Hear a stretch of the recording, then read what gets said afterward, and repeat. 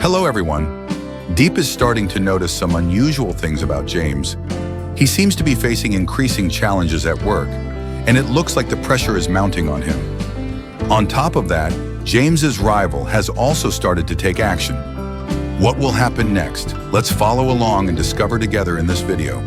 Don't forget to like, share, and subscribe to the channel so you won't miss the latest updates. At dawn, when the sun just begins to rise, Diep starts her new day with the laborious work of plowing the rice fields. Her voice is low, tinged with a hint of exhaustion, yet filled with determination. Plowing has long been a traditional job for Vietnamese farmers. Looking over the vast fields, Diep softly asks, "Do people still use buffaloes to plow the fields where you're from?" A question that evokes nostalgia and curiosity. She decides to take on all the fields that need tilling, agreeing to a payment of 300,000 Vietnamese dong per plot. It's not a large amount, but for Diep, it's an essential source of income. Before leaving, she simply says, "Yes, thank you. I'll be going now. You keep working." Brief, yet filled with the weight of someone tirelessly striving to make a living. The conversation between James and his younger brother unfolded in a tense atmosphere. Difficulties kept piling up as most shareholders withdrew their investments, pushing the company into a dangerous position. James spoke in a deep tone, filled with concern but still composed and confident. The name John appeared like a huge question mark, a mysterious figure with a powerful influence. He wasn't just manipulating the market, but also targeting their family directly. Both brothers knew this wasn't just a simple scam, it was a meticulously planned move. James made a decision. The first step was to investigate John, whether he was a snake or a tiger, a friend or a foe. All information had to be kept secret, even from their father, to avoid causing more damage to the company's stock. His voice was firm, showing his control over the situation. When his brother suggested hiring a detective, James hesitated. Such a move might make their opponent more cautious.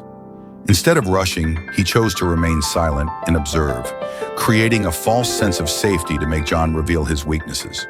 When the right moment came, they would strike back decisively. James also mentioned a partner who hadn't pulled out an important player who might hold valuable information. By approaching this person, they could uncover the true motive behind John's actions. Finally, James's voice grew more resolute. "I will take full responsibility for this project. Trust me." It wasn't just an affirmation, it was a promise to his brother that he would protect the company and their family at all costs. The shadows of the past seemed to never fade in Juke's heart. When his subordinate hesitantly asked if the plan might be too ruthless, Juke let out a cold, bitter laugh. For him, what he was doing wasn't evil. It was merely the price to be paid for the wrongs James's family had done. His voice was filled with resentment as he recalled the story from years ago. His father and James's father had been close friends, but when James's father grew wealthy, he turned his back, seizing all the land from Juke's family. That shock not only plunged Juke's family into poverty, but also cost his mother her life. The pain accumulated over the years turned into a burning desire for revenge. "If there's such a thing as karma, then I'll be the one to carry it out," Juke said, his words dripping with anger, revealing a firm belief that justice had to be delivered by his own hands. The subordinate hesitated, but Juke's resolve remained unshaken. For him, this wasn't just a plan, it was a mission, a way to erase the unjust past he had been forced to carry. James's birthday is approaching, and Diep eagerly prepares a surprise gift for him. She reflects on all that James has done for her, the silent sacrifices, the care, and the help he has given her throughout the time. Her eyes light up with joy, mixed with a little nervousness, as she imagines the moment of giving him the gift. Before leaving home, she reminds Hockey to watch over the house, a small gesture that shows her thoughtful nature. Entering the watch shop, Diep is confused among the sparkling watches. She imagines James wearing this one, and it would surely suit him perfectly. But then, the worry about the price crosses her mind. She carefully asks for the price, calculating every penny, trying to gather enough money to buy a meaningful gift. Although she doesn't have enough money at that moment, Diep remains determined. "I'll come back tomorrow to buy it from you." Her promise is gentle but full of determination, as she wants to give James something really special on his important day. Unexpectedly appearing at the company, Diep brought a special gift for James. Her arrival surprised James. "Diep, what are you doing here?" His voice a bit confused, but full of concern. Diep gently presented the gift in front of him, her eyes sparkling with anticipation. "Try opening it and see." Inside was a watch, something she had carefully thought about and chosen after much consideration. "I don't know if you'll like it." Her voice was a little worried, but James smiled, his gaze warm. "I really like it, thank you." When he awkwardly didn't know how to wear it, Diep gently helped him adjust. "Just press here, and it's fine." A small gesture, yet full of care, like an invisible connection between the two.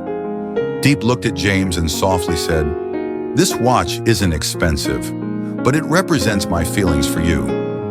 She wasn't rich, but her feelings for him were sincere and genuine. James cherished the gift, but still wanted to keep it for special occasions. "Every time we are apart, when you look at it, you'll remember me." Diep's words were gentle but heartfelt. James paused for a moment, then smiled. "Honestly, I'm so happy. I truly treasure this gift." This moment was not just about a simple gift, but also about understanding, appreciation, and sincere affection between two people. After receiving the meaningful gift from Diep, James also wanted to give her something in return. He not only cherished Diep's feelings, but also wanted to help her with her work and studies. "Come with me, will you?" James said, his eyes sincere. Diep hesitated a little. "I don't think it's necessary. You've already bought me so many things." But James was determined. "You gave me a watch, so I must give you a gift in return." James took Diep to a phone store. She was surprised. "I don't need a phone. It's too expensive." But James gently reassured her. "I'm here. Just pick one." In front of the many modern models, Diep couldn't hide her confusion. She didn't care about the fancy designs or luxury brands. She asked the staff, "Excuse me, do you have the cheapest one here?" She chose a phone that cost just 3 million Vietnamese dong, although James wanted to buy her a better one. James looked at Diep, silently understanding that she was a simple girl, not asking for anything extravagant. Owning a phone is really important. It will help us stay in touch better and talk more often. Although it wasn't the most expensive item, this gift was filled with care and the desire to help from James. As for Diep, she didn't need anything much. Just having him by her side was enough. After buying the phone for Diep, James took her to a nearby cafe. They sat down and chatted, discussing James's work. Although he was facing difficulties at the company, James didn't want Diep to worry. He tried to reassure her, saying, "My company is still fine, nothing to worry about." Diep, being perceptive, noticed that he seemed more thoughtful than usual. "Are you really okay?" she asked, concerned. James gently replied, trying to hide his stress, "It's just the weather change." He didn't want Diep to feel uneasy about the company's situation. James also tried to motivate Diep by talking about the importance of owning a phone and encouraging her to study hard so she could work at his company in the future. Feeling awkward with her new phone, Diep seemed unsure of how to use it, but James promised to help her. For Diep, it wasn't the expensive phone that mattered, but the sincere affection and care James had for her. James spoke about being confident in oneself. "You are the only version of yourself in this world. You have to be confident." He continued to encourage Diep, emphasizing that confidence and effort were the keys to success. Finally, James reminded Diep that life is never perfect, but as long as we strive for just 1% more every day, that's already a success. He hoped Diep would never give up and would always persevere and keep moving forward through challenges. After returning home, James sat with Diep to teach her how to use the new phone. He patiently showed her how to make calls, take pictures, and use the basic features of the phone. James started by saving his number into her phone and helping her call him. "You just need to press this button, then tap my number, and you'll be able to call," he guided her. Diep seemed a little unfamiliar and not yet used to the smartphone, but James patiently guided her, even letting her practice making a call and chatting through the phone. When Diep asked about other features of the phone, James explained more, showing her how to take pictures. "Raise your hand, smile brightly," he said as he got ready to take a photo for Diep to keep as a memory. After taking the photo, James added that whenever Diep opened her phone, she would see the picture of both of them to remember this moment. Before leaving, James advised Diep to study hard so she could help him in the future. He also promised to always support her, and the two of them would strive together. However, Diep felt concerned about his company's situation, noticing that he seemed more stressed than usual. "I hope everything turns out well for him," she thought silently as she watched James leave. So James has left, leaving Diep alone with her thoughts about the advice he gave her. But just at that moment, a mysterious artist unexpectedly appears and calls out to Diep, "Hey girl!" What could his intentions be? Will Diep get into some new trouble? Stay tuned for the next twists and turns in this story. Share your thoughts below this video. What do you think about the artist's actions? How will Diep react? Don't forget to hit like and subscribe to keep up with the exciting videos coming up. Hello everyone. Today, we're diving into a thrilling mystery. A mysterious figure is trying to approach Diep. Who is he? And what are his intentions? Meanwhile, CEO James is facing countless challenges. Will he be able to overcome them? And most importantly, the true identity of John will finally be revealed. Everything will unfold in this video. So don't miss out. If you're excited, don't forget to leave a comment sharing your thoughts. Hit like to show your support, and subscribe to the channel so you won't miss the upcoming episodes. Now, let's get started. In this deeply emotional conversation, we witness a special moment between Min and Diep. A free-spirited artist, Min, has written a song for Diep, but the melody unexpectedly stirs deep emotions within her. She finds herself unable to hold back tears, as the song seems to mirror her own life, the struggles, the hardships, and the emotions she has endured. With sincerity and artistic passion, Min not only dedicates a song to Diep but also shows a delicate concern for her feelings. Seeing her cry, he feels guilty for unintentionally awakening painful memories. Yet deep down, they both understand that music has the power to connect kindred souls. The conversation takes an intriguing turn when Diep realizes Min is not from around here. Who is he? Why did he appear at this exact moment? The mystery surrounding Min's identity begins to unfold. Though he appears to be just an artist, his enigmatic presence and the subtle way he speaks hint at something more. Min and Diep also express contrasting perspectives on life. While Diep immerses herself in music, living wholeheartedly for her passion, Min views business as a stable and promising path. Their dialogue goes beyond art and commerce, reflecting the dilemma between following one's dreams or choosing a more practical route. As Min hurriedly leaves, Diep suddenly notices that he has forgotten something. Calling out to him, she hears a grateful response, only deepening the mystery around him. Was this encounter merely a coincidence? Or is there a bigger story waiting to unfold? Stay tuned for the next chapter. CEO James is not just a leader but also a boss who stays close to his employees. During his direct visits to the workplace, he doesn't hesitate to check on production progress, harvest yields, and the quality of this year's pomelos. Questions like, "How many bags have we got?" or "How many tons can we expect from this hill?" show that he cares not just about the numbers but also about understanding the employees' real working conditions. Rather than merely observing, James actively engages by bringing water to the workers, demonstrating his genuine concern. When he sees employees carrying heavy loads, he rolls up his sleeves to help. Gestures like, "Let me give you a hand with that," or "That looks heavy, park the vehicle, and I'll help you lift it," reveal his willingness to share the workload rather than just giving orders from afar. Beyond productivity, James is also deeply invested in product quality. Personally inspecting the pomelos, he ensures that this year's harvest maintains the expected standards, still sweet, still delicious. This reflects his strong sense of responsibility as a CEO who prioritizes both quality and the company's reputation. James's conversations with his employees don't carry the usual distance between a boss and subordinates. Instead, they feel like an older brother checking in on his teammates. This approach not only boosts morale but also helps him gain a clearer understanding of workplace realities, leading to more informed management decisions.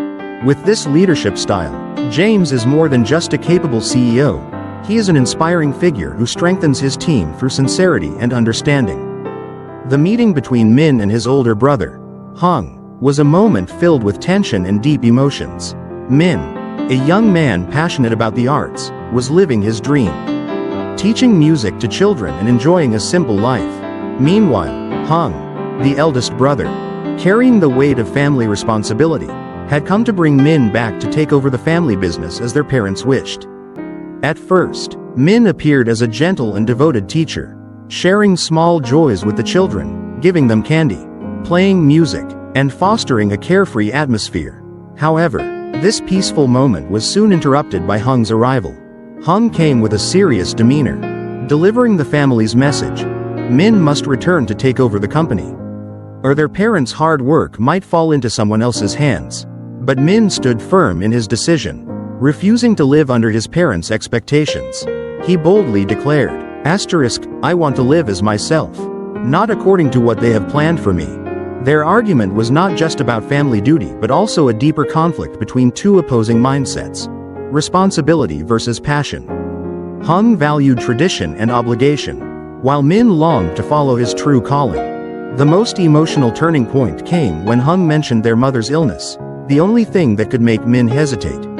In the end, though he remained firm in his beliefs, Min decided to return home to care for her. His farewell to the children, goodbye, little ones, marked a significant crossroads in his life.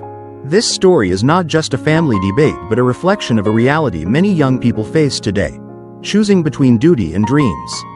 Min doesn't have a clear answer yet, but he is stepping into a journey of self-discovery. Despite working in different fields, both Diep and James demonstrate deep dedication to their work. Diep, working as a rice planter for hire, focuses meticulously on every small detail, from carefully handling the rice seedlings to using her shovel with precision and moving cautiously to avoid damaging the young plants.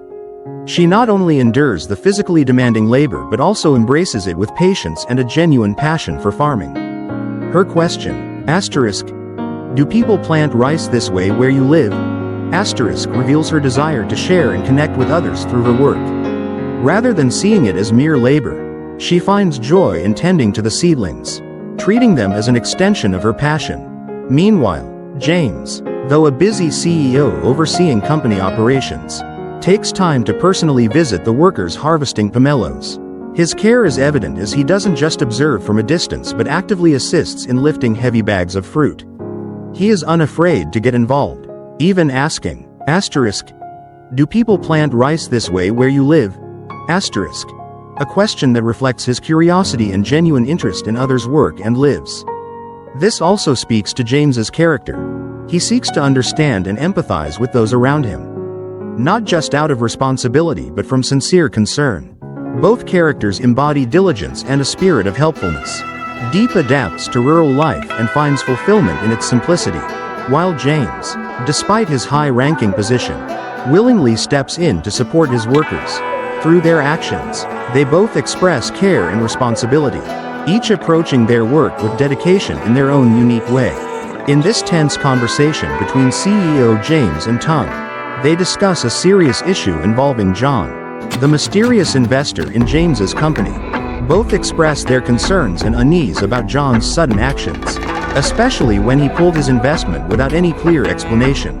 James in the conversation, James appears serious and determined. He wants to learn more about John and his recent moves.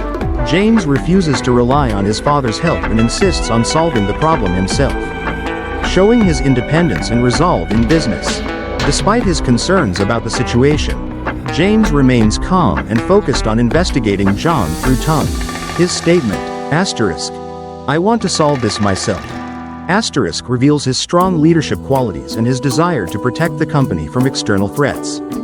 Tung as James's longtime friend and trusted partner, Tung is deeply worried about John and the sudden shift in his investment behavior.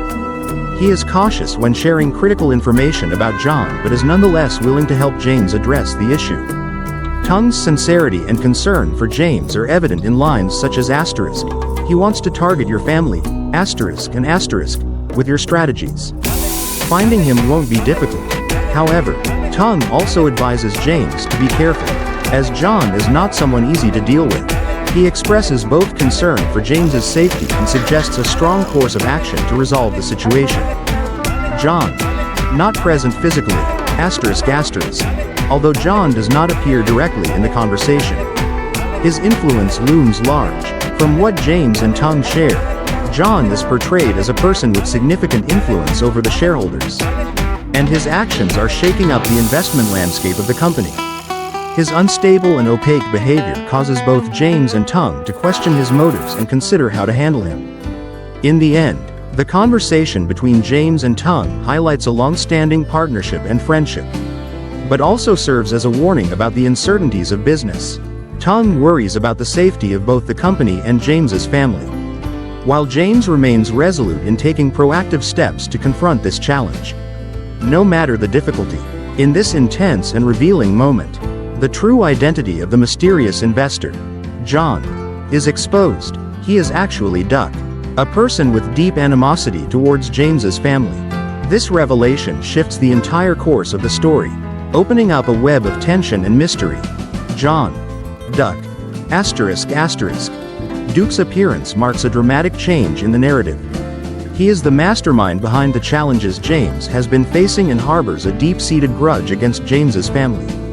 The chilling statement, ***I want your family to pay," makes his malicious intentions clear, though he does not fully explain the reasons behind his hatred. Instead, he hints that James should ask his father. Duke's cold and ruthless demeanor, coupled with his ominous remark, "You should remember, this is just the beginning," adds a layer of danger and foreshadows even more challenges ahead for James. CEO James ***, in the face of Duke's revelation, James shows confusion and a sense of disbelief. His question, "What do you want?" reflects his frustration and lack of understanding of the motives behind this unexpected confrontation.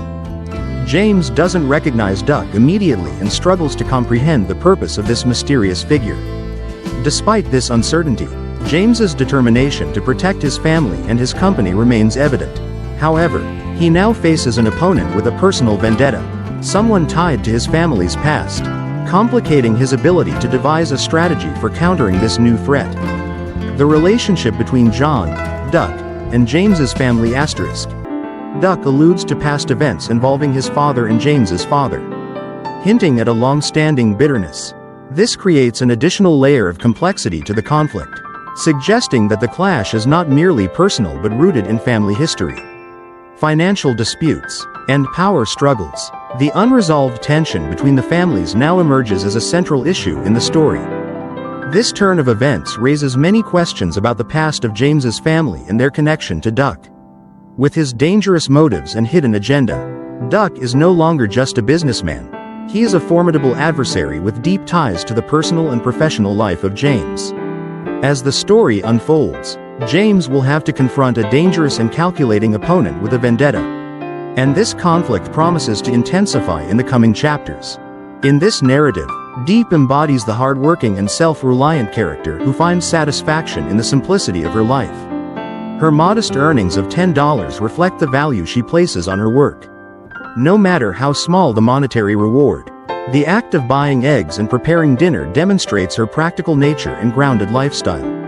Her exchange with the egg seller, "call me when you need," while potentially a polite gesture, also hints at the sense of connection she has with the small community around her. It emphasizes how Diep's life is intertwined with the people in her environment, creating a sense of belonging and mutual support. On the other hand, James is dealing with a more complex issue, one that could have serious consequences for his business. The discovery that John's signature is missing from a crucial contract signals a potential problem. If John, a key shareholder, has failed to sign the agreement, the legitimacy of the deal could be in jeopardy. This could lead to a crisis for the company, especially considering that John has already withdrawn his investment, potentially destabilizing the relationship with other investors. James's reaction might reflect his growing anxiety about the situation, as the missing signature could indicate an intentional act of sabotage or betrayal, adding a layer of tension and uncertainty to the corporate dynamics. The contrast between Diep's grounded, community-centered life and James's corporate struggle highlights the differing pressures they face in their respective worlds. Diep's life is rooted in simplicity and trust, while James is navigating a web of business risks and corporate intrigue. This sets the stage for the development of both characters' journeys, as their paths seem to diverge yet may eventually intersect in the larger narrative. Diep's inner turmoil and growing concern reflect the emotional weight she carries as she tries to understand James's increasing distance and the pressure he seems to be under. The phone call represents a tender moment of connection, but also highlights the underlying strain between them. Diep's gentle way of downplaying her feelings so as not to add to James's stress shows her empathy. Yet it's clear she cannot ignore the unease brewing within her. Her observation that James is more tense than usual adds a layer of tension, hinting at deeper troubles that James might not be ready to share. The conversation about her day, filled with small yet meaningful details like working in the fields and Aki the dog, provides a sharp contrast to the growing anxiety that Diep feels. While she tries to maintain normalcy, her mind races with worries, particularly about the potential link between James's situation and the mysterious John. Her uncertainty about the nature of the issue and whether it involves someone like John makes her feel more disconnected from James, as if a crucial piece of the puzzle is being kept from her. As Diep contemplates what's happening, her internal shift from concern to action is a pivotal moment. She can no longer sit idly by, waiting for things to resolve on their own. The decision to take matters into her own hands and confront the unknown threat represents her growing strength and determination. The scene captures her emotional evolution from someone who quietly supports James to a character who is ready to step into a more active role in the unfolding conflict. This development not only shows Diep's resilience but also signals that her journey is about to take a more proactive turn. She is no longer just a passive figure in James's life. She's ready to face whatever challenges lie ahead, even if they mean confronting the mysterious forces at play. The quiet resolve she feels as she sits there, deciding to take action, hints at the beginning of her own battle, one that could shape her path in ways she might not yet fully understand. The story is getting more intense and dramatic. James is facing tough challenges at work, and Diep, although worried, is determined to find a way to help him. But the appearance of Duke, John, complicates things even further. What is Duke's real motive? Can James overcome these difficulties and uncover the truth behind all the events? And what role will Diep play in this journey? We're sure there will be plenty of surprises coming up. Don't forget to share your thoughts on the current situation in the story. And make sure to follow so you don't miss the exciting developments in the next video. Thank you for watching, and see you again soon. Hello everyone. Today is Valentine's Day, the day of love. But amidst the hustle and bustle of work, CEO James suddenly realizes this special day. He rushes to buy a gift for Diep, but when he arrives at her house, she's not there. It turns out that Diep, as always, is diligently working in the fields, completely unaware of everything happening around her. Meanwhile, an unexpected twist unfolds. Min decides to take over the family business, not just out of responsibility, but also because of Diep. What will happen to this love story? Who will truly win Diep's heart? Stay tuned for this video to find out. If you enjoy the video, don't forget to like, comment your thoughts, and subscribe to the channel so you don't miss the next episodes. We see the relationship between CEO James and Diep, particularly James's concern for Diep despite his busy work schedule. At the beginning, CEO James calls Tuan for help in finding a lawyer. But at that moment, he suddenly realizes that today is Valentine's Day, a day he had completely forgotten. Fully immersed in his work, when he becomes aware of this, guilt washes over him regarding Diep, the woman he loves. His regret is evident when he blames himself, saying, "Maybe I've been too focused on work and forgotten about Diep." This statement shows his remorse and his decision to surprise Diep as a way to make up for his lack of attention. However, James is not good at expressing emotions through actions, which is reflected in his clumsiness while preparing a gift. Despite being a strong CEO, he lacks finesse in expressing his feelings. Next, we see Diep, who appears in the conversation. She is completely unaware that James has visited her house, as she remains busy working in the fields.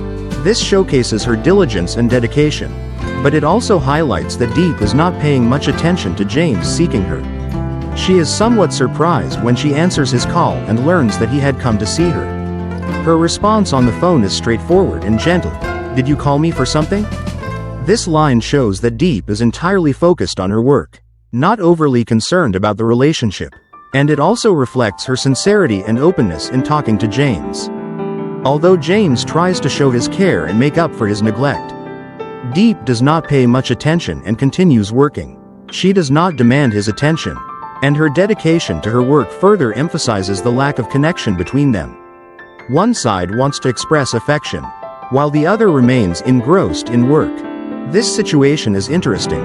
James wants to create a romantic gesture, but in reality, Diep does not notice because she is still busy in the fields. It reflects the differences in how they approach love. James wants to show his feelings through actions, while Diep does not recognize them because she is too focused on her responsibilities and may not yet be ready to receive that attention. In conclusion, this is a complex situation where love and work intertwine. James, despite his strong emotions, struggles to express them, while Diep is so immersed in her work that she does not realize his concern. Both seem to lack the necessary connection for their relationship to progress.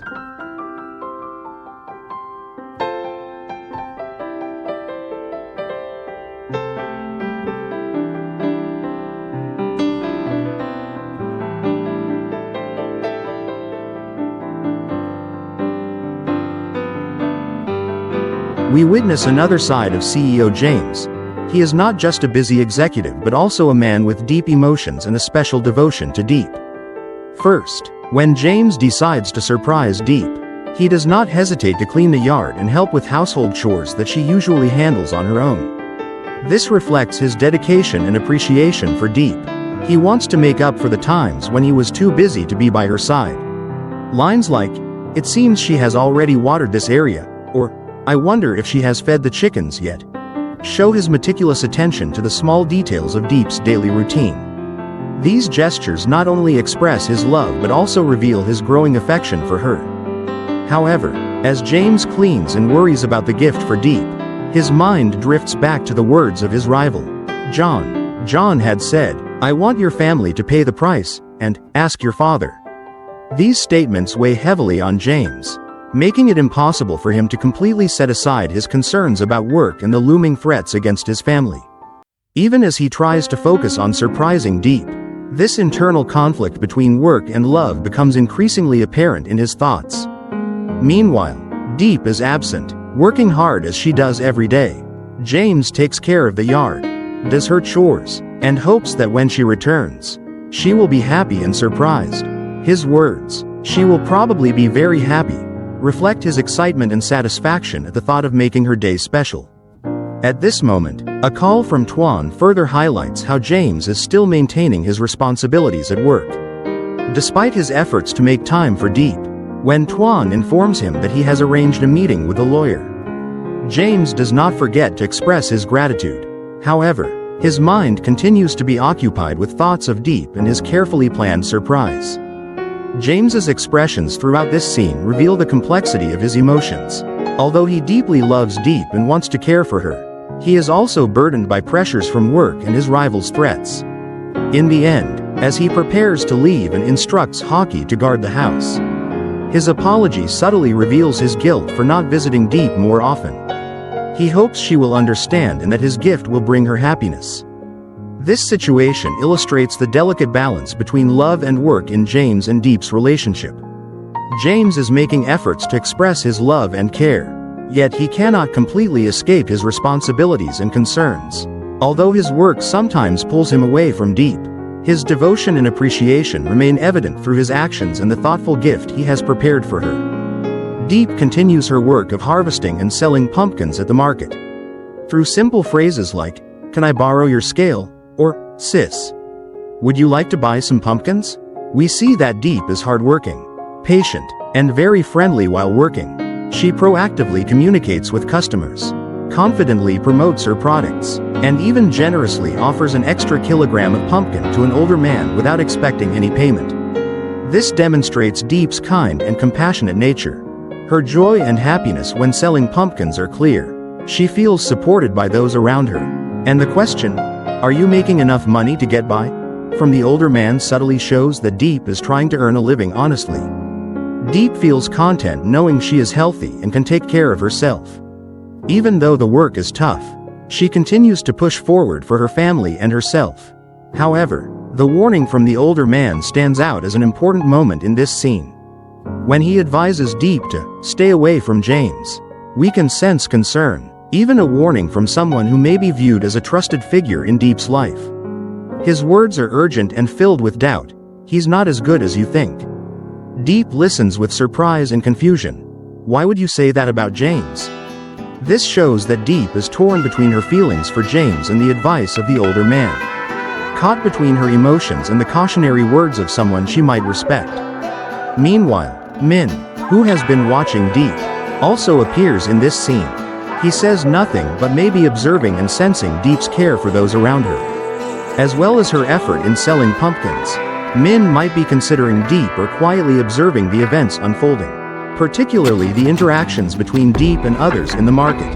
This situation creates a complex space for Diep as she tries to maintain her livelihood but faces doubts about CEO James from others. The older man's warning creates a major distraction for Diep. She now has to choose between her feelings for James and this warning, which may make her reconsider her relationship with him. In the meeting between CEO James and lawyer Ha, the atmosphere is formal but also tense. James, as a visionary businessman, is seeking legal support for his company in a challenging lawsuit. From the very beginning, James demonstrates professionalism and caution, showing that he is not only a CEO but also well-versed in the law. James's worry and determination are evident in every word he speaks. He knows that his company is in danger as the hydroelectric project has been impacted by John's calculated decisions. When James says he violated these terms and suddenly pulled out his capital, urging other investors to do the same, which has put our company in a very difficult situation, we can feel his frustration and concern. This is not just a business battle but a fight to protect the company's honor and survival. However, lawyer Ha remains cautious, calm, and principled. From the start, he maintains a neutral attitude, not hastily making any promises. When James offers to send $50 million up front as a sign of trust, Ha's response is firm. I am a person of integrity. I won't accept anything before I've done the work. This statement reinforces his integrity and creates an interesting counterpoint to James's strategic proposals. Initially hesitant, Ha's perspective begins to shift when James emphasizes that the project is not just for the company's benefit, but also to help farmers. Ha listens, thinks, and finally agrees to help. When he says, "You are also a very good person who has helped many farmers. I too am a farmer, and I am very grateful for what you've done." His emotions shift from neutral to empathetic and supportive. This situation creates a heavy but hopeful atmosphere. James understands that the lawsuit is not going to be easy, but at least he has found a reliable ally. The conversation ends with an agreement and commitment from lawyer Ha, opening a new chapter in the upcoming legal battle. However, will the outcome be as expected? Can this lawsuit turn the tide for James's company? Everything is still an unknown. After a long and tiring day of work, Diep returned home and immediately noticed something unusual. The space was much cleaner and tidier than usual. She slowed down her pace, her eyes filled with surprise and curiosity. Why is the house so clean today? She wondered aloud, her tone a mixture of joy and slight confusion. Then her gaze fell upon a beautiful bouquet of fresh flowers and a neatly wrapped gift box on the table. Her surprise turned into happiness as she gently touched the flower petals, a small smile forming on her lips. Diep could feel the genuine care from the person who had prepared the gift. At that moment, Min appeared. He had been following Diep from the market to her house. Witnessing her joy as she received the gift, Min entered, trying to keep his voice calm. "Hello, Diep." Diep was startled but quickly smiled. "Hello, Min. Please, have a seat." Min glanced around the house, his eyes landing on the flowers and the gift box on the table. His voice lowered as he tried to appear nonchalant. "I happened to see you selling goods outside, so I followed you here." But upon seeing the gift, Min couldn't hide his curiosity. "Oh, what's this?" Diep responded, a little shy but proud. This is a gift I received. Min furrowed his brow, his gaze mixed with confusion and jealousy. So, do you like flowers? I could give you a bigger bouquet. His words seemed more like a challenge than a genuine offer. But Diep, with her tact, gently declined. Oh, no need. We've just met, so I'm not comfortable accepting such expensive gifts. Min paused for a moment, then asked directly, so, who gave you the gift? Diep hesitated but answered honestly. A friend gave it to me. Min tilted his head, his voice sharper now. Your boyfriend? That question felt like a sharp blow to Min's heart. When Diep nodded in affirmation, Min realized his feelings were beginning to change. He tried to remain composed but couldn't hide his discomfort. So, what does your boyfriend do?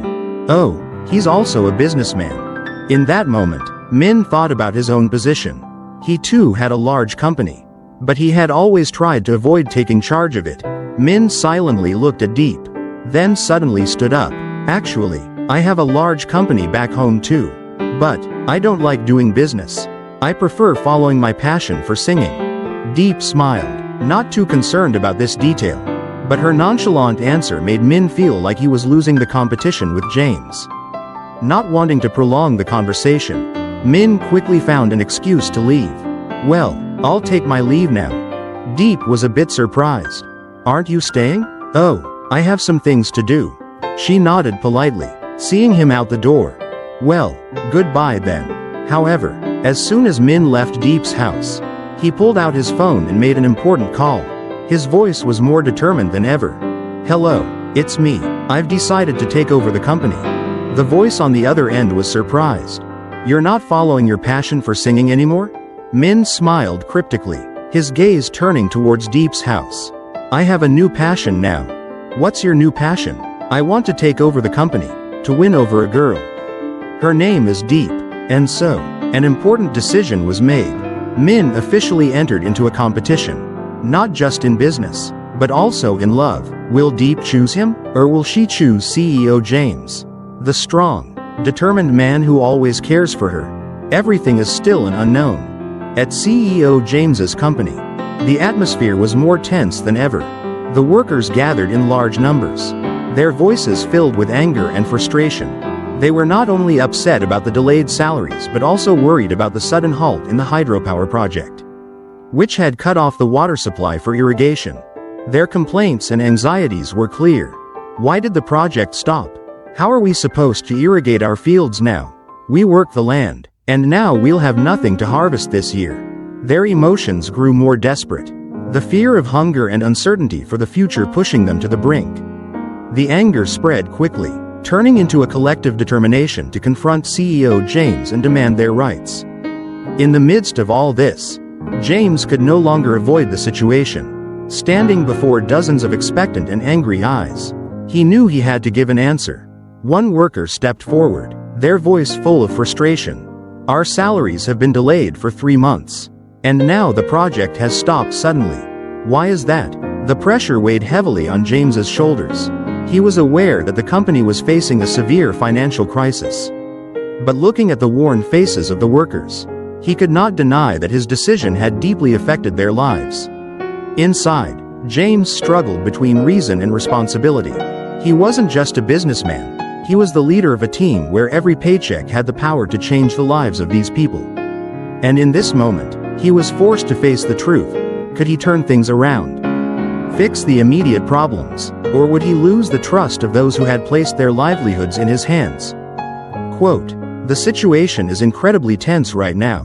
The workers are facing the risk of losing their jobs and access to water. While CEO James is caught in a difficult dilemma, how will he solve this problem? Will there be a fair negotiation? Or will the workers' anger escalate into a bigger conflict? What do you think about this situation? If you were James, what decision would you make? Leave your thoughts in the comments below and don't forget to like, share, and subscribe to stay tuned for the next developments. Thanks for watching. Quote, hello everyone. Welcome back to the channel. Today, we'll be diving into the intense developments surrounding CEO James. A major crisis is unfolding. Workers are protesting. The company is on the brink of collapse. But CEO James has stepped up and made an unexpected move. Can he turn the situation around? However, right in the midst of this storm, another shocking event occurs. CEO James suddenly falls seriously ill. Will his health impact the fate of the company? And most importantly, James's biggest rival, who seemed to have the upper hand, unexpectedly falls into the very trap James had set. What mistake did he make? If you find this video exciting, don't forget to hit like, share, and subscribe to the channel so you won't miss any upcoming developments. Leave your thoughts in the comments. Do you think CEO James can overcome these challenges? We're looking forward to hearing from you. The workers' protest erupted in front of the company headquarters, filled with frustration and anger after working for 3 months without pay. These struggling laborers, with elderly parents and young children to care for, had run out of patience with the company's delays. Together, they demanded their rightful wages. The pressure intensified, especially as rumors spread that the CEO was avoiding responsibility. The situation grew chaotic as workers marched to CEO James's home, demanding answers. With no way to escape the mounting tension, James had to face them. Remaining calm, CEO James stood before the crowd and spoke.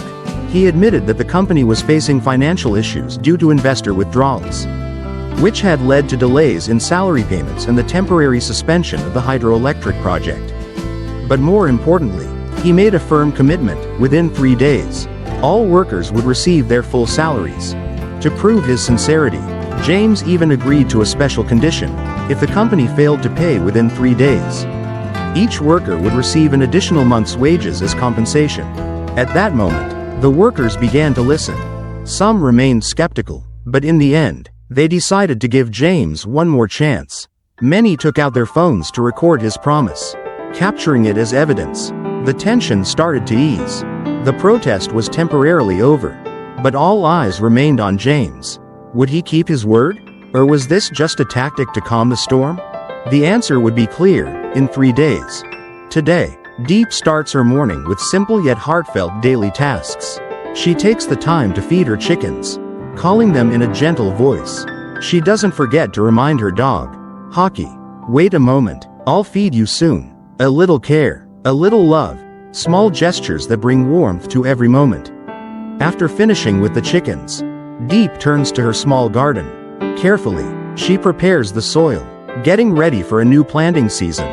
Now, I'll tidy up my vegetable garden and loosen the soil for the new seeds.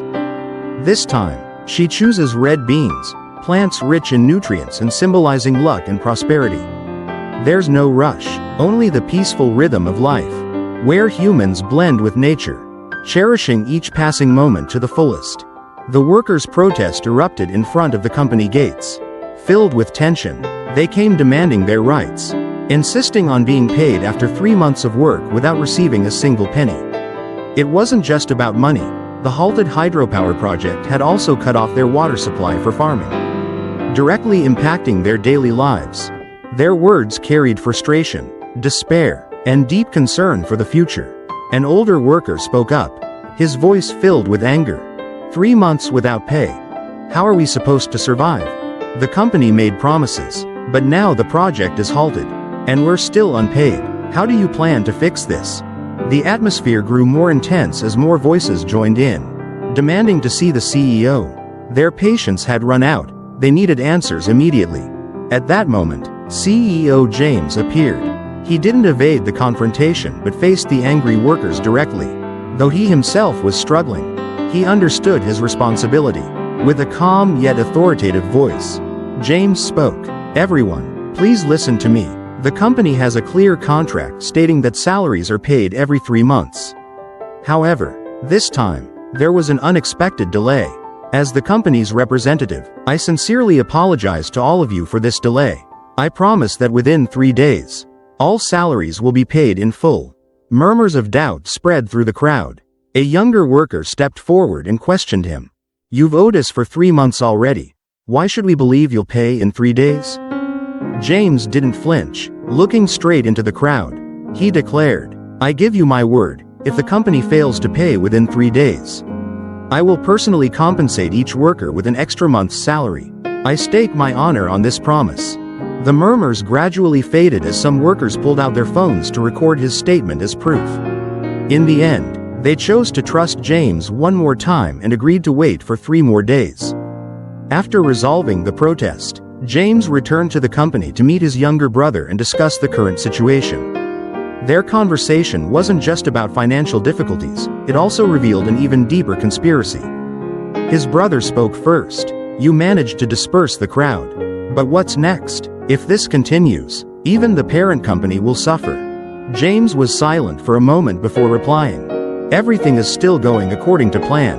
We need to use this opportunity to force John to reveal himself." At the mention of John, the air in the room grew heavier. He wasn't just an investor pulling out his funds, he might be connected to an old family feud. James continued, "I met him. He claims that our family destroyed his. But is that true? You need to ask Dad. Find out if he ever made enemies in the past." His brother nodded, deep in thought. He understood now that this wasn't just a financial crisis, it could be tied to their family's past. Before ending the conversation, James made an unexpected request. "Spread the news that I'm under extreme stress and my health is deteriorating." His brother looked surprised. "Why would you do that?" James simply smirked. "I know how John thinks. Just follow the plan, and you'll see." No one knew exactly what James was planning. But one thing was certain, he wasn't someone who would go down easily. What will happen next? Will James's strategy succeed? Everything remains a mystery. Diep was tending to her small garden. Each gentle stroke of the hoe as careful and deliberate as the way she nurtured every tiny green sprout. She carefully added a few wooden stakes to keep the soil in place, preventing erosion. Yet, amidst the familiar tasks, her mind wandered for a brief moment. A name suddenly surfaced in her thoughts, James. She murmured to herself, "I wonder what he's doing right now." That thought lingered for a moment before she decided to pick up her phone and call him. But the only response she received was the indifferent voice of the automated message. "Please leave a message after the beep. The number you are calling is currently unavailable. This call will be charged at the standard rate." Diep frowned and tried again. Still the same. "Why can't I reach him?" she wondered, a hint of worry creeping into her heart. Lately, she had noticed something off about James. His eyes always carried a trace of concern, as if he was under immense pressure. Was it another work-related issue? Or was there something else he hadn't told her? Unable to wait any longer, Diep decided to go see James in person. She knelt down and gently stroked Hockey, her loyal dog who was always by her side. "Hockey, stay home and watch the house for me. Okay? I'll be back soon. Don't run off anywhere." Hockey tilted his head slightly, his round eyes watching as Diep's figure slowly disappeared into the distance. She quickened her pace, her heart growing restless. It felt as though something was about to happen. Diep hurried to James's company, her heart filled with worry. She walked quickly inside, her eyes scanning the room. And then, she spotted Tuan, her older brother. She called out urgently, "Brother." Tuan was surprised to see his sister there. He frowned and asked, "Why are you here?" Diep took a deep breath, trying to stay calm. "I tried calling James, but I couldn't reach him. I'm looking for him. Did he not come to the factory today?" Tuan shook his head, his voice turning solemn. "He hasn't been here for the past few days." Diep's anxiety grew. Then, "Do you know where he is?" Tuan hesitated for a moment before replying. "He's probably just busy. Don't worry too much." But Diep caught the flicker of hesitation in his eyes.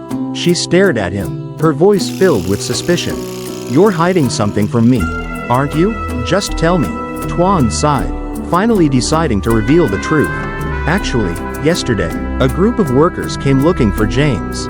They put a lot of pressure on him. The company has been struggling lately, and he's been working himself to exhaustion." Diep froze, a strong sense of unease washing over her. "What happened to him?" she asked, her voice trembling. Tuan looked at his sister and slowly said, "James is in the hospital."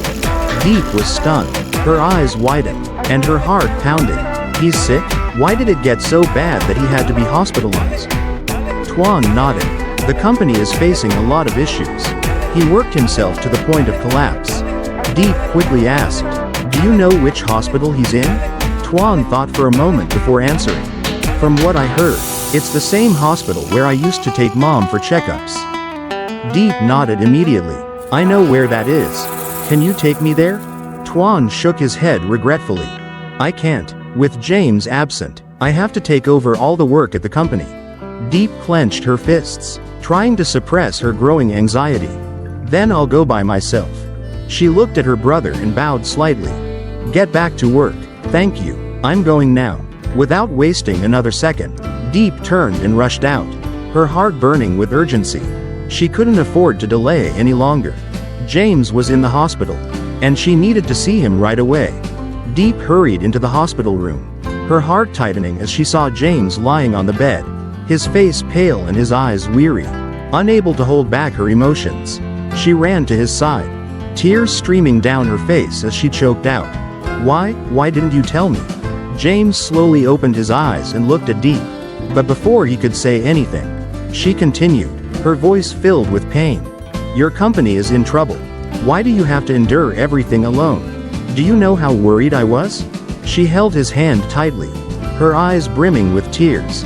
Whenever I had difficulties, you were always the one to protect me. You told me that we should share our burdens and face things together. But what about you? Why do you always bear everything alone? Her voice broke as she sobbed. What if something happened to you? She lowered her head, letting silent tears fall. I'm just a poor girl who lost her parents at a young age. You were the one who stayed by my side, taught me how to read, how to live, how to interact with others. She looked up at him, her eyes red and swollen. But you never taught me how to take care of you, how to love you. Why are you so foolish? James let out a weak chuckle, his gaze soft despite his exhaustion. I was afraid that if I had nothing left, you would leave me. Diep immediately shook her head, her voice trembling but firm. Even if you have nothing, even if you become homeless, I will still stay by your side. We've come this far together, there's nothing we can't overcome.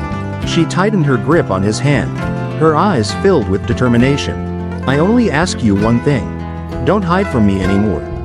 Let me face everything with you. James gazed at her, his expression softening in response to her sincerity. Diep, he whispered. She leaned in closer, worried. Do you feel any better? James gave a small nod, attempting a reassuring smile. I'm okay, just a little exhausted. Don't worry too much. Diep still wasn't convinced and asked anxiously. Have you eaten anything? James replied weakly. I have. She thought for a moment before suggesting. How about I go home and cook some porridge for you? Despite his fatigue, James smiled and agreed. That sounds good. Diep stood up and gently pulled the blanket over him. Get some rest. I'll go home and make some porridge. Then bring it back for you. She hesitated for a moment, looking at him again as if making sure he was truly okay. Are you really all right? James gave her a faint smile. I'm fine. Really. Just a little tired. Don't cry anymore, okay? Diep took a deep breath, trying to compose herself. All right, then rest. I'll be back soon. She turned and walked out of the room, her heart still heavy with worry. But this time, she knew, no matter what happened, she wouldn't let James face it alone ever again. In a moment of intense tension, John stepped into the hospital room while James remained on the bed. Weak and exhausted, Diep stood beside him, watching anxiously. John, with a cold demeanor and not a hint of sympathy, began speaking arrogantly. I never thought you'd have a day like this. John started, his voice dripping with triumph. He smirked, looking down at James lying motionless on the bed. How do you plan to win this lawsuit? I spent $1 billion to hire Ha's best lawyers. He continued, making no effort to hide his confidence in his scheme, as if everything had already been decided. He went on to brag about how he had done everything to destroy James's company, bribing shareholders, workers, and even lawyers. Every piece had been set in place from the beginning. The people who showed up at your company yesterday, all of them were bought by me. What can you do against me? John taunted, unaware that everything he had done was already accounted for in James's long-laid plan. He kept speaking smugly, trying to assert his victory. But he had no idea that the situation was not as in control as he believed. You're going to prison soon anyway. I'm the kingpin of the smuggling trade in Thailand. John boasted about his connections and power, acting as if he had secured an absolute win.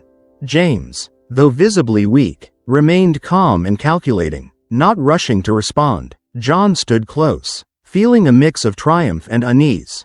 Sensing deep down that the matter was far from over, John concluded, convinced that he had handled everything, oblivious to the fact that he was walking straight into the very trap he had unknowingly set for himself.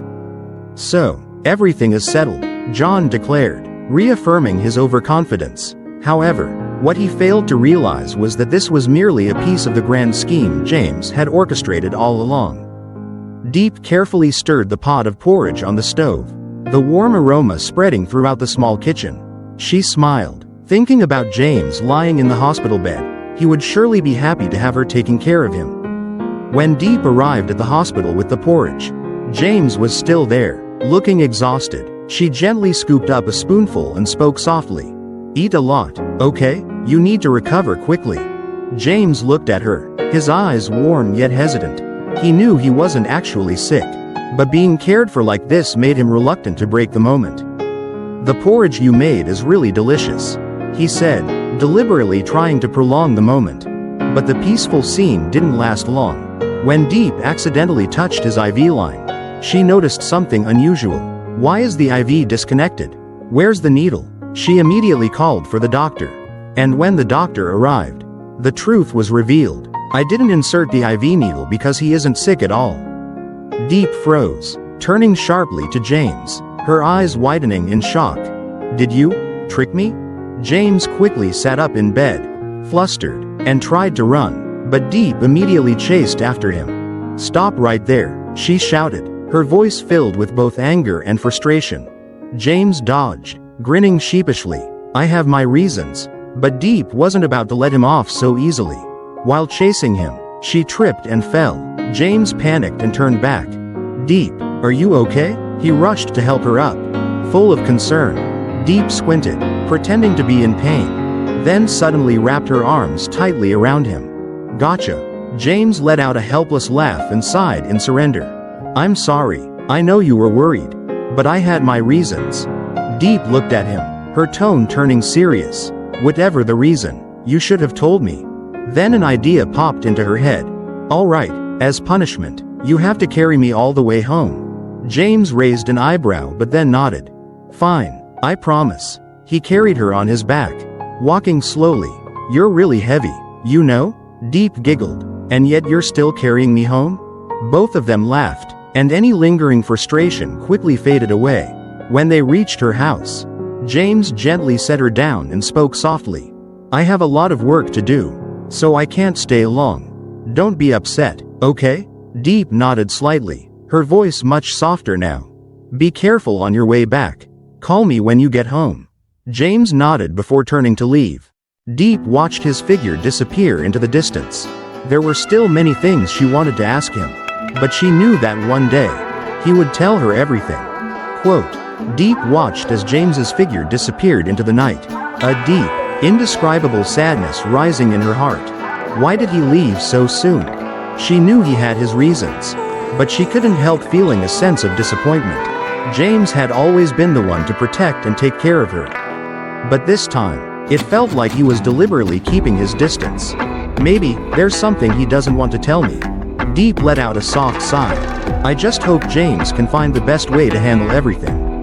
She knew the company was in trouble. She knew he was facing huge challenges, but what she didn't understand was why he wouldn't share them with her. Somewhere else, James walked in silence, his expression deep in thought. He clenched his fists, struggling with the conflict in his heart. I'm sorry, Diep, I can't stay by your side right now. James knew that if John found out Diep was connected to him, he would surely target her. I'm afraid that if John discovers you, he'll try to hurt you. He couldn't let that happen. So, for now, you have to be on your own. Even though it pained him, James chose to distance himself from her. I'm sorry. Meanwhile, Diep returned home, trying to push aside the thoughts in her mind. She saw Hockey and the little kittens waiting for her, their eyes full of anticipation. Are you guys really that hungry? Eat up, okay? She gently stroked them, smiling softly. Move aside now. She didn't know that, not far away, James was still standing there, watching her from the shadows, silently praying for her safety. In the end, will Diep realize what James is trying to protect her from? Will the challenges ahead push them further apart or bring them closer together? Share your thoughts in the comments and stay tuned for the next developments. Quote, "Hello everyone. Welcome to our channel. Today, we're going to dive into a tense and dramatic story. CEO James's company is in danger as John, a key investor, suddenly withdraws his funds and breaches the contract, pushing the company into a tough situation. Not only that, John's actions have severely impacted hundreds of farmers who are relying on the water supply from this hydroelectric project. Does CEO James have what it takes to protect Diep and save the company from collapse? What evidence will come to light? Can the truth turn the situation around? Don't miss the thrilling developments ahead. Make sure to hit like, share, and subscribe to our channel so you won't miss out on the most exciting stories. Let's get started. The situation is becoming more intense than ever. Lawyer Ha sits in his office, silently reviewing every file, every document related to CEO James's lawsuit. Thoughts still echo in his mind. A complicated case, a high-risk hydroelectric project, and an investor named John, who violated the contract and suddenly withdrew all his funds. The company is now in crisis, but the current evidence is still insufficient to convict John in court. At that moment, an uninvited guest appears. John, the central figure in this case, walks in, not to explain or justify himself, but with a different purpose, a tempting offer. He bluntly asks how much James has paid lawyer Ha, then immediately presents a number 5 times higher, with one condition: make the lawsuit fail. For a moment, time seems to stand still. In front of lawyer Ha is not just an offer of money but a choice between ethics and honor. A staggering amount, 500 million VND, is placed on the table as an invitation. John does not hesitate to emphasize, as long as the case is lost, the rest of the money will be his. Faced with temptation, lawyer Ha hesitates. He knows exactly what he should do, but with such a large sum of money, can he truly stand by his principles? On one side is justice, on the other is personal gain. One side is responsibility to his client, the other is the allure of money. What path will lawyer Ha choose? Will CEO James's company withstand these underhanded tactics? Or will money decide the outcome of the lawsuit, leaving behind all the stress and troubles? Today, we will join Diep in the forest to harvest bananas. The serene mountain scenery unfolds before our eyes, peaceful and refreshing. The gentle sunlight filters through the leaves, and the cool breeze carries the fragrance of the plants, bringing a sense of tranquility like never before. Diep walks along the familiar trail, surrounded by lush green banana trees, their heavy clusters hanging low. Standing in front of a banana tree at its ripest, she decides to start the harvest. One bunch falls to the ground, unfortunately already spoiled, but that's okay. There are still plenty of good ones waiting to be picked. The ripe bananas are golden and plump, exuding a mild, sweet aroma. Diep smiles, gently touching each cluster before carefully cutting them down. This bunch is perfect, ripe and evenly colored, surely delicious. She carefully separates them into smaller portions for easier transport. Today is a wonderful day to enjoy nature and embrace the peace of the mountains. Fresh air, sweet fruits, truly an unforgettable experience. The scene opens to a spacious setting where CEO James and his younger brother meet to discuss crucial decisions ahead. Amid the light afternoon mist, the atmosphere feels heavy, signaling a conversation that will not be easy. James speaks first, expressing his concerns. He holds the evidence that could send John to prison. But this is not merely a legal decision, it is also a matter of ethics and past grudges. His younger brother listens calmly before offering his perspective. If their family had once caused harm to John's family, should they be too quick to make this decision? If personal resentment drives John to jail, would that truly be justice? James remains deep in thought, but he cannot ignore the struggles faced by his company and the hundreds of farmers depending on it. John's actions did not just target him personally, they affected an entire community. The fields are waiting for water from the hydroelectric project, and the farmers are relying on their wages to sustain their livelihoods. The conversation is filled with mixed emotions. The brothers carefully weigh their options. If negotiations fail, they will have no choice but to take legal action against John. As the tension eases, The discussion shifts toward more practical matters.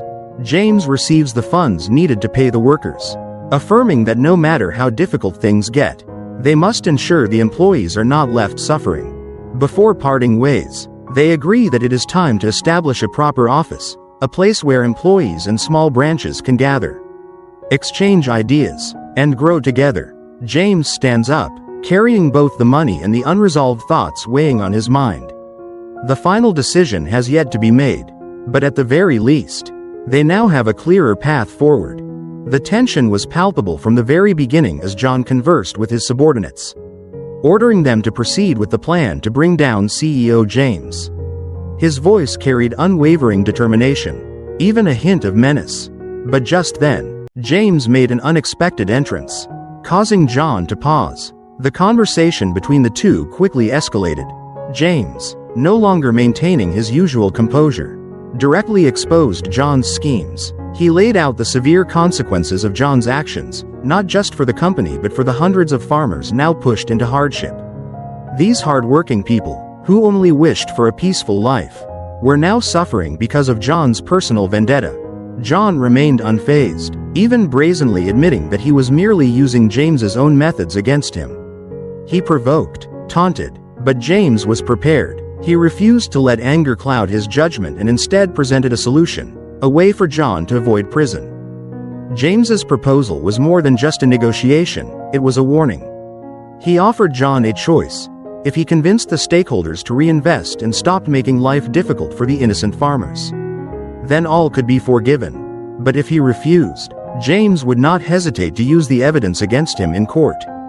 John was stunned. He hadn't expected James to remain this composed, nor had he anticipated being backed into a corner so swiftly. Yet, even as he found himself in a weaker position, he remained defiant. Begrudgingly, he agreed to back down, but deep inside, he was far from finished. As the conversation ended, the tension lingered. James had set the terms. But would John truly accept them?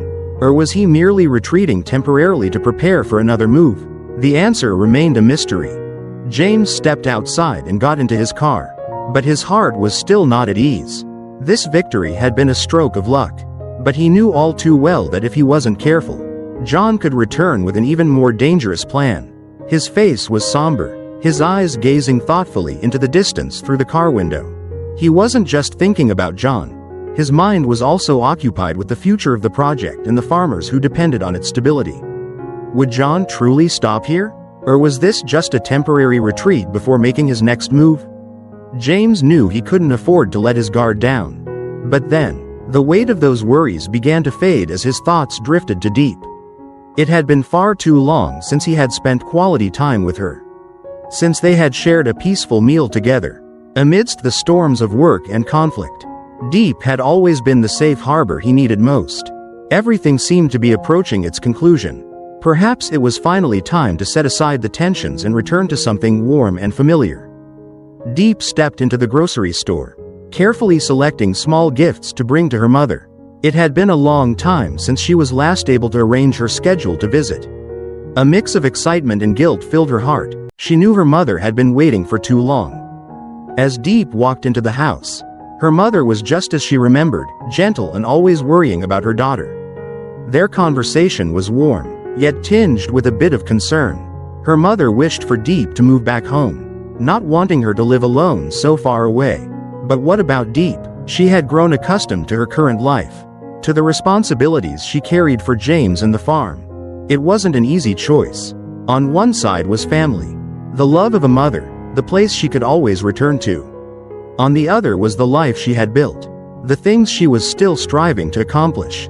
Though she declined her mother's request, Diep promised to visit more often. It was her way of balancing duty and love.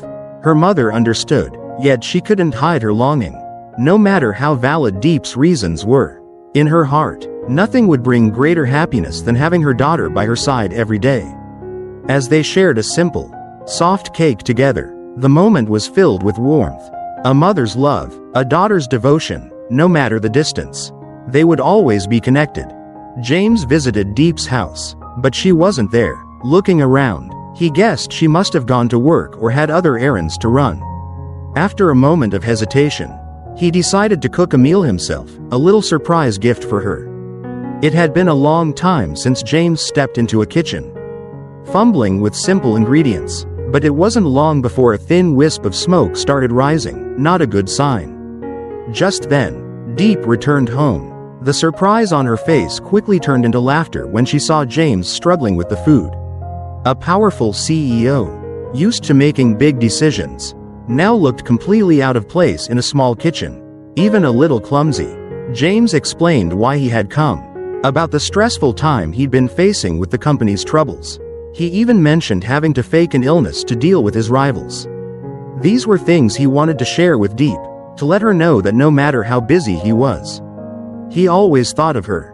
Diep didn't blame him, nor was she upset. She understood his work, understood how much he had to carry on his shoulders. What mattered most was that today, he was here, spending time with her. That meal, though imperfect, was warmer than anything else. A successful CEO and a simple girl, neither needed fancy words. Just peaceful moments like this. The meal was simple but warm. James and Diep sat together, sharing stories of the past. They began with a short prayer, wishing for good things to come. James felt a bit uneasy mentioning the meal he had just cooked, knowing it wasn't perfect, but seeing Diep happily eating and praising his cooking made him feel relieved. Their conversation gradually shifted to more important topics. James asked about Diep's mother's health, and when he heard that her condition had improved, he let out a sigh of relief. He also inquired about Diep's decision after her mother expressed a desire for her to move back home. Slowly, James opened up about his work and the difficulties he had been facing. He no longer hid anything from Diep. He wanted her to understand why he had to fake an illness, why he had chosen to face everything alone in silence. Diep didn't blame him, she understood. She knew that some things James had no choice but to handle on his own, and she respected that. But she also hoped that from now on, he could share more with her so she could stand by his side. James spoke about his future plans, about the online business project he wanted to develop. He wanted Diep to have a better path, one that didn't involve the exhausting labor of the mountains and forests. He hoped that one day, Diep would no longer be just a poor girl but a symbol of perseverance and relentless effort. Diep listened, and a sense of hope rose in her heart. She knew the road ahead wouldn't be easy, but with James by her side, she believed she could make it. The conversation between James and Diep was unfolding warmly when, suddenly, Diep's uncle appeared. His gaze was stern, carrying a look of disapproval. "Diep, step outside for a moment. I need to talk to him alone." James looked at Diep, then gave her a nod. He understood that this was a family matter, and perhaps Diep needed some space to talk with her uncle. "All right, I'll wait for you outside," she said. Diep nodded, and James stepped out of the house, leaving her and her uncle face to face. "Uncle, what brings you here?" Diep asked, slightly surprised by his sudden appearance. "I came to check on your farm, to see how things are going. But more importantly, I want you to stay away from that James. He's not a good person." His words made Diep freeze. This wasn't the first time he had warned her about James, but she didn't understand why he had such a negative opinion of him. "I've told you many times before. You should look into it yourself and see if he's really as good as you think." "But what do you mean? James has always been kind to me," Diep said, confused. "Do you know why James's father left Vietnam in such a hurry right after returning?" Diep's eyes widened as she stared at her uncle. That question struck like a bolt of lightning in a clear sky. There was something hidden in the past, something she had never known. Does Diep's uncle's warning hide a truth about James that she has yet to discover? What secrets lie in James's family's past? Share your thoughts in the comments below. Do you believe James is truly a good person? Or could there be hidden secrets yet to be revealed? Don't forget to like, share, and subscribe to the channel so you won't miss the next episodes. Thank you for watching, and see you in the next video. Hello everyone. Welcome to today's video. What is happening to Diep as she continues to be stopped from being with CEO James? Meanwhile, CEO James's company has officially resumed normal operations after many ups and downs. Most surprisingly, Min has unexpectedly decided to collaborate with the company. Could this be a major turning point? Everything will be revealed right now. Don't forget to like the video, leave a comment with your thoughts, and hit the subscribe button so you won't miss the next developments. Let's get started. Quote, Diep's uncle came to see her and asked James to step outside so they could talk in private. He seriously warned Diep to stay away from James, insisting that he was not as good as she thought and reminding her that he had warned her many times before. Diep didn't understand why her uncle was so against James. She had always seen him as a good person.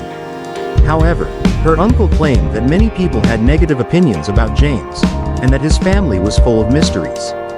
He mentioned that James's father had recently returned but left in a hurry after meeting someone, subtly implying that something suspicious was going on. When questioned about James's background, Diep had no real answer.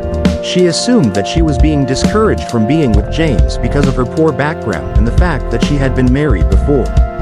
However, her uncle insisted that there were many other reasons she had yet to uncover. Finally, he emphasized that if Diep didn't listen, she would have to take full responsibility for whatever consequences followed.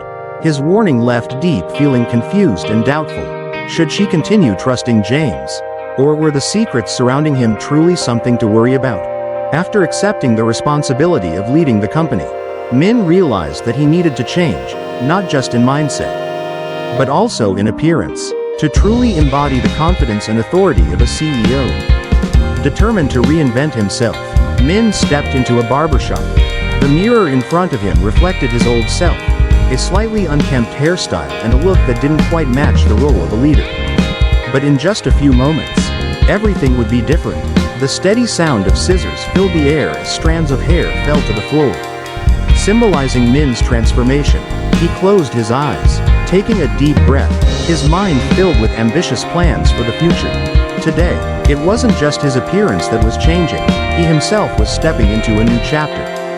With a fresh haircut and a renewed sense of confidence, Min was now ready to face the challenges ahead, carrying the aura and determination of a true CEO. Quote, CEO James decided to take Diep to explore a signature Vietnamese dish, grilled pork rolls, nem nun, asterisk. He drove slowly through the bustling streets, the streetlights reflecting off the car windows, creating a shimmering and warm atmosphere. When they arrived, Diep was a little surprised. The place wasn't a fancy restaurant but a small roadside eatery, somewhat cramped yet filled with customers.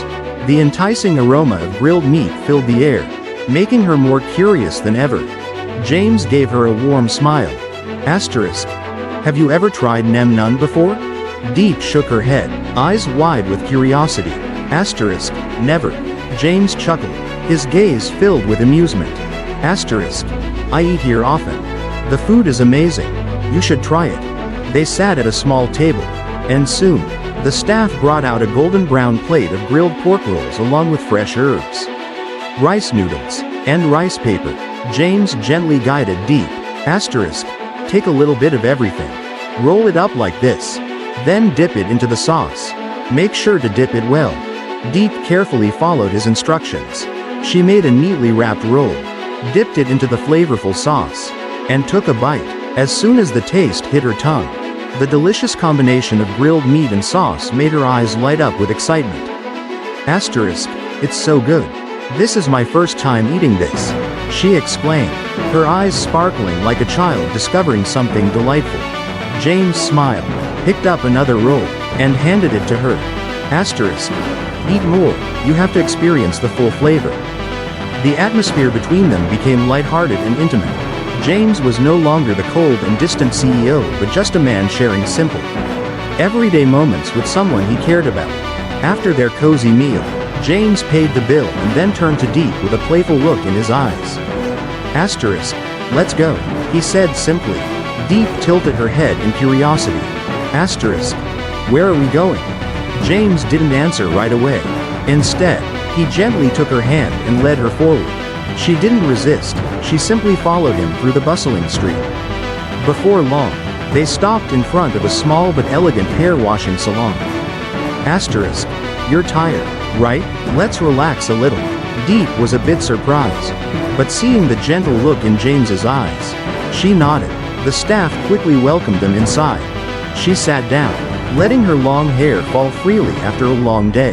As the warm water flowed through her hair, she felt herself completely relax. The staff began massaging her scalp with gentle, skillful fingers, bringing an unexpected sense of comfort. James never took his eyes off Diep. He leaned against the wall behind her, silently observing every expression on her face. For the first time, he saw her looking so peaceful. Her eyes were half closed, lips slightly curved into a soft smile, as if she were truly savoring this rare moment of relaxation. Asterisk. How does it feel? James suddenly asked. Diep opened her eyes, looking at him through the mirror in front of her, and smiled. Asterisk. It feels amazing. It's been a long time since I felt this relaxed. James smiled but said nothing more. He simply continued watching her, in the midst of all the chaos and struggles outside. This moment was truly worth cherishing. As the staff applied essential oils to her hair and continued the massage, James suddenly stepped closer, leaned down, and whispered softly in her ear. Asterisk. Just enjoy yourself. Tonight, I'll take you for a little walk. Diep was slightly surprised but then gently nodded. She closed her eyes again, feeling the tender care of the staff, and at the same time, sensing the quiet yet sincere concern from the man beside her. At that moment, without words, they both seemed to understand that something special was growing between them. Quote, CEO James personally took Diep home. Asterisk. How do you feel today? James's deep, warm voice resonated. Diep smiled, her eyes sparkling with joy. Asterisk. Thank you for taking me to get my hair done and for the meal. I really enjoyed it. James nodded, his gaze carrying a hint of contemplation. Asterisk. I just secured a new business partner, preparing to invest in hydropower. I'll need to head home and get ready for a meeting with them. Diep nodded and replied gently. Asterisk. Then be careful on your way home. I'm going inside to feed the chickens. James seemed like he wanted to say something more, but in the end, he simply smiled softly and looked at her for a long moment. Asterisk. Good night, Diep. Asterisk. You too. Diep waved goodbye and turned to walk inside. But just as she stepped past the gate, she suddenly froze. Right by the sidewalk, a figure was curled up, looking frail and disheveled, his clothes ragged and unkempt. Diep hesitated for a moment before cautiously approaching. Asterisk. Hey, are you okay? The man slowly opened his eyes, his voice hoarse and weak. Asterisk. Could you give me some water? Diep bent down to get a better look. Under the dim streetlights, she was stunned to realize it was John, James's former rival. Asterisk. You, John? She gasped in shock. John struggled to sit up, his face gaunt, his eyes filled with despair. Asterisk. It's me. I have nothing left. I was beaten, robbed of everything. They abandoned me here. Diep hesitated. This was the very man who once opposed James. Yet now, he looked no different from a homeless wanderer. Seeing John's pitiful state, she couldn't bring herself to ignore him. Asterisk. Come inside. I'll get you some water. John staggered to his feet and followed Diep inside. She quickly grabbed a blanket and draped it over him. Asterisk. Rest here. I'll get you some water. A moment later, she returned with a glass of water and handed it to John. Asterisk. Here, drink this.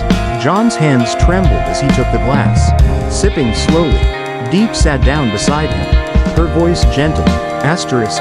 Are you hungry? I can make you some porridge. John looked up at her, surprise flickering in his weary eyes. It was as if he couldn't believe that, in his most desperate moment, someone would be willing to help him. After a brief silence, he nodded slightly. Asterisk. Thank you. Without hesitation, Diep went into the kitchen and quickly prepared a bowl of hot porridge. When she placed it in front of John, its warmth seemed to spread through the cold, lonely room. Asterisk. Eat this. It'll help warm you up. John stared at the bowl for a moment, hesitated, then slowly took a bite. He couldn't even remember the last time he had a proper meal. And yet, in his darkest time, there was someone like Diep, someone who, despite everything, held no grudges and was willing to help him. A strange feeling stirred within John. Perhaps, this was the warmth he had lost long ago. Quote, after handling all the important matters, CEO James returned to the company and held a meeting with key employees. Asterisk. Asterisk. Is everything under control? James asked in a deep voice, his sharp gaze sweeping across the room. A staff member reported. Asterisk. For now, everything has been resolved, sir. The other shareholders have agreed to reinvest. Especially John. He has returned all the capital he withdrew earlier. James smirked slightly. Asterisk. I suppose he finally got scared and is falling behind. Another employee nodded. Asterisk. That's excellent news. Suddenly, the conference room door opened, and someone stepped in. Asterisk. Come in. Tuan, a senior employee, bowed respectfully. Asterisk. Good day, sir. James nodded. Asterisk. Hello, Tuan. Take a seat. How's the situation with employee salaries? Tuan reported. Asterisk. Sir, I've settled the wages for the workers. In fact, I even paid them an additional 10 days' salary. James frowned. Asterisk. Why did you pay them an extra 10 days' salary? Tuan calmly explained. Asterisk. The previous hydropower project caused them to lose trust in us. We need to compensate to rebuild the company's credibility and lay the foundation for future plans. Another employee added. Asterisk. James, next time we invest in a project, you should thoroughly research the investors to avoid being deceived like this again. James nodded slightly, deep in thought. Asterisk. That's true. This time, we were lucky to gather enough evidence. Otherwise, things could have gotten out of hand. He sighed, speaking slowly. Asterisk. Honestly, I never expected that a charitable project like this would be used as a tool for deception. This wasn't even a project designed for personal gain, it was mainly to help the farmers. He paused for a moment before continuing. Asterisk. John simply wanted to damage our company's reputation. But now, he's learned his lesson. With the evidence we've collected, it's enough to send him to jail. The atmosphere in the room grew tense. James stood up, adjusting his suit. Asterisk. I have to meet with a partner now. Tuan, make sure to go over all the recent issues with Hung thoroughly. Asterisk. Understood, sir. James nodded and exited the meeting room. As soon as he left, Tuan continued discussing with his colleagues. Asterisk. We're expecting about 5 truckloads of wood to be delivered to our factory soon. I've checked the quality, but it doesn't seem as good as our usual supply. I'd like to get the boss's opinion on whether we should accept it. Another employee pondered. Asterisk. If the wood quality is subpar, it could harm our company's reputation. Tuan nodded. Asterisk. Exactly. We're building a long-term, reputable brand. If the wood doesn't meet our standards, we shouldn't bring it in. The market is highly competitive right now, and only high-quality products will help us maintain our position. Everyone agreed unanimously. The meeting continued, discussing new strategies in preparation for a bold transformation of the company. Quote. The sound of footsteps echoed through the peaceful countryside as CEO James approached a man who had been waiting. Asterisk. James. Asterisk. Are you Mr. Min? Min. Asterisk. That's me. Nice to meet you. James narrowed his eyes, looking at the man in front of him, a sense of familiarity rising. James. Asterisk. Why do you look so familiar to me? Min smiled and nodded. Min. Asterisk. I feel the same way. You look very familiar. It's a pleasure to meet you. James nodded, his sharp gaze friendly yet observant. James. Asterisk. I heard from my secretary that you're interested in investing in road and bridge projects to help provide water for the people. Is that correct? Min nodded slightly, listening attentively. James. Asterisk. I'm glad we could meet today. We have many similar projects, and our primary goal is to help farmers. In terms of profit, there might not be much in the early stages, but the long-term value is significant. More importantly, we want to build roads and bridges that make travel easier for the locals. James pointed toward the distance, where a rushing stream flowed. James. Asterisk. Look over there. Without bridges like these, when heavy rains come, it becomes incredibly difficult for people to get around. Their goods and agricultural products can't be transported easily. They have to wade through the stream, which is sometimes very dangerous. Moreover, during major floods like the Yagi storm, The water overflows, flooding the fields, and their makeshift bridges can't withstand it. This endangers both their lives and their properties. James paused for a moment, then continued. James. Asterisk. That's why I am determined to pursue this project. Have you thoroughly researched our road and bridge projects, Mr. Min? Min slowly set his coffee cup down, his eyes deep in thought. Min. Asterisk. To be honest with you, I'm an artist. I love music and have traveled to many places. I've witnessed the hardships of the people. When I heard about your project, I was very intrigued and wanted to invest immediately. James smiled. James. Asterisk. We truly appreciate your goodwill. However, it's a bit noisy here. Why don't we move over there to discuss further? Min nodded. The two moved to a quieter corner of the cafe. James ordered 2 drinks and continued the conversation. James. Asterisk. Mr. Min. In these projects, our main focus is philanthropy, helping the community. But from an investment perspective, of course, everyone hopes for some returns. Do you have any concerns about this? Min shook his head firmly. Min. Asterisk. Number. I have no concerns. When I decided to invest, I had already determined that this was about helping people rather than seeking profit. James was surprised, his eyes filled with respect. James. Asterisk. It's truly rare to find people like you. Most investors want immediate returns. I greatly admire you. He paused for a moment before continuing. James. Asterisk. However, our project still provides practical benefits for investors. For example, when you invest in building a bridge, it can be named after your company or any name you prefer. This is also an effective marketing strategy. Min nodded, listening intently. James. Asterisk. Additionally, the hydropower project will generate long-term profits.